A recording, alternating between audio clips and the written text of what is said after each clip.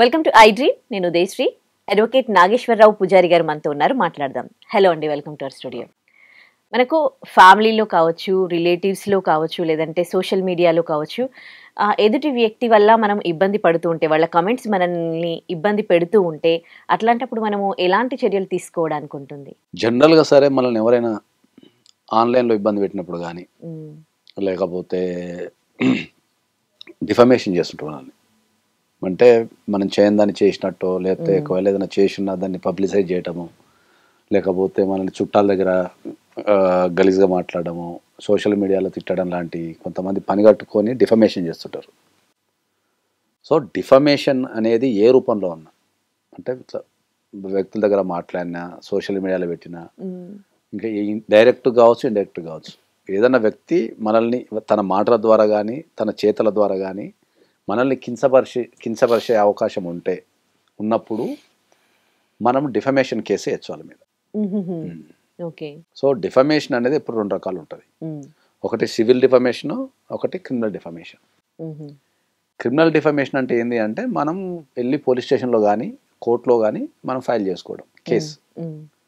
Police స్టేషన్లో అయితే మనం కంప్లైంట్ ఇవ్వటం, లేదంటే కోర్టులో అయితే కేసు వేసుకోవడం డైరెక్ట్. సో దాన్ని క్రిమినల్ డిఫమేషన్ అంటారు. క్రిమినల్ డిఫమేషన్లో మన ఎదుటి వ్యక్తి కనుక మనల్ని తిట్టినట్టో, మన ఇజ్జత్ తీసినట్టో, లేకపోతే మన గురించి బ్యాడ్గా మాట్లాడటం కనుక మనం ప్రూవ్ చేసుకోగలిగితే 2 సంవత్సరాల వరకు జైలు శిక్ష పడుతుంది. 2 సంవత్సరాల జైలు శిక్ష, అప్ టు 1 lakh వరకు ఫైన్ పడే అవకాశం ఉంది. ఓకే, ఇది క్రిమినల్ డిఫమేషన్. సివిల్ డిఫమేషన్లో మనం సూట్ వేసుకొని డ్యామేజెస్ క్లెయిమ్ చేసుకోవచ్చు. అంటే నువ్వు నన్ను తిట్టడం ద్వారా, డిఫేమ్ చేయడం ద్వారా నేను మానసిక శోభకు గురైపోయినా, ఓకే, కాబట్టి నన్ను డిగ్రేడ్ చేసినందుకు నాకు ఇంత కాంపెన్సేషన్ ఇవ్వండి అని చెప్పి వేసుకోవచ్చు. మనం అప్పుడప్పుడు పేపర్లలో చూస్తుంటాం, నన్ను తిట్టినందుకు నీ మీద 100 కోట్ల దావా వేస్తా, 50 కోట్ల దావా వేస్తా, అట్లాంటిది సివిల్ డిఫమేషన్. ఓకే, సో వాళ్ళ స్థాయిని బట్టి, వాళ్ళకి జరిగిన డ్యామేజ్ని బట్టి ఒక కంపెనీని కానీ, ఒక వ్యక్తిని కానీ మనం కించపరచొద్దు. ఓకే, ఒకవేళ కించపరిచినట్టయితే అది డిఫమేషన్ కిందకి వస్తుంది. మనం డిఫమేషన్ కింద కోర్టులోకి వెళ్ళి మనం డిఫమేషన్ సూట్ వేసుకొని డ్యామేజెస్ క్లెయిమ్ చేసుకోవచ్చు.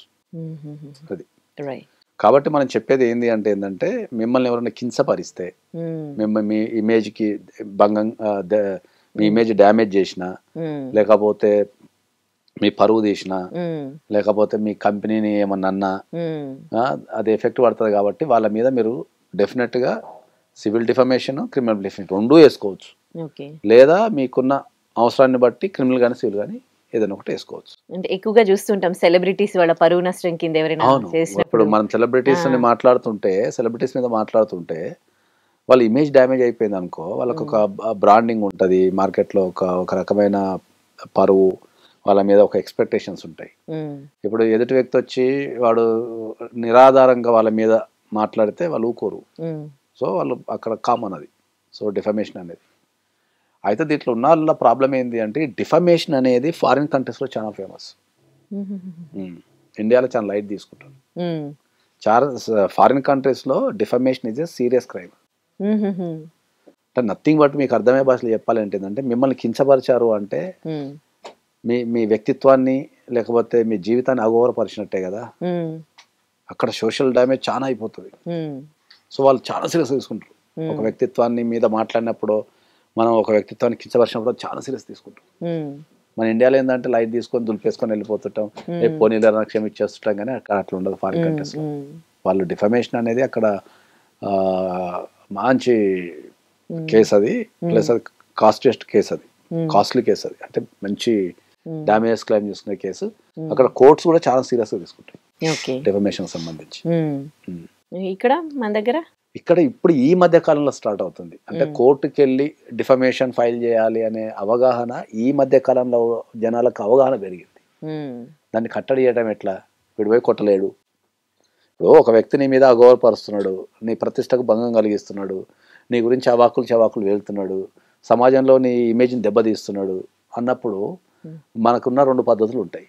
ఒకటి వెళ్ళి వాని మీద దాడి చేయటము, రెండోది వాని మీద లీగల్గా చర్య తీసుకోవటం. ఫస్ట్ చేస్తే క్రైమ్ అవుతుంది, మనం పోతాం లోపలికి. ఓకే, వాడు మన మీద కంప్లైంట్ ఇచ్చే అవకాశం ఉంటుంది, మనం పోతాం లోపలికి వాని మీద దాడి చేసినందుకు.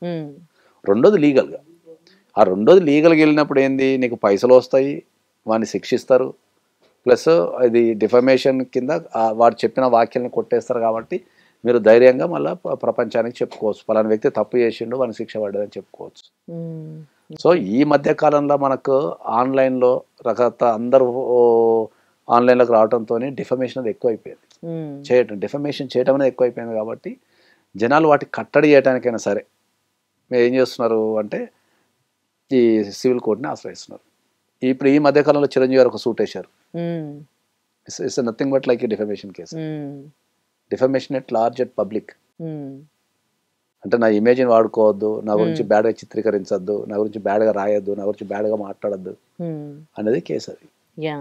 సో ఇది డిఫమేషన్ కంటే ముందేసే కేసు అది, అంటే రెస్ట్రిక్ట్ ద పీపుల్. డిఫమేషన్ అంటేనేమో చర్య జరిగిన తర్వాత వేసేది, ఎవడో తిట్టిన తర్వాత వేసేది. ఇప్పుడు ఆయనకున్న ఇమేజ్కి ఏం చేసిందంటే మళ్ళీ ఇంక ఇది ఎక్కువ అవుతున్నది కాబట్టి ఆపాలి కదా అని చెప్పేసి సూట్ వేసుకొని ఎవరు బ్యాడ్గా మాట్లాడద్దు, బ్యాడ్గా చిత్రీకరించద్దు, బ్యాడ్ వార్తలు రాయద్దు, నా గురించి ఏది తెలుసుకోకుండా నిజాలు రాయండి అనేది అదొక సూట్ అది. Right, okay, thank you. And for more videos, please subscribe to iDream. Please subscribe to iDream. Please subscribe iDream. And please subscribe to iDream. For more videos, subscribe to iDream. please like, share and subscribe to the channel. Congratulations, iDream. Subscribe to iDream. Subscribe to iDream. So subscribe to iDream Media. iDream ki iDream team andarki huge congratulations. Please subscribe iDream Media. Please subscribe to iDream. Subscribe iDream. Please subscribe to iDream. iDream అంటే నా కళల channel subscribe చేసుకున్నారు, నోరు తిరుగుతలేదు, మీరైతే గంట గుర్తు కొట్టండి. For more such videos, please subscribe to iDream. Subscribe to iDream. Please subscribe to iDream. Please subscribe iDream Media. Please do subscribe to iDream. Please subscribe to iDream Media. For best entertainment and information, please subscribe iDream. And don't forget to subscribe to iDream.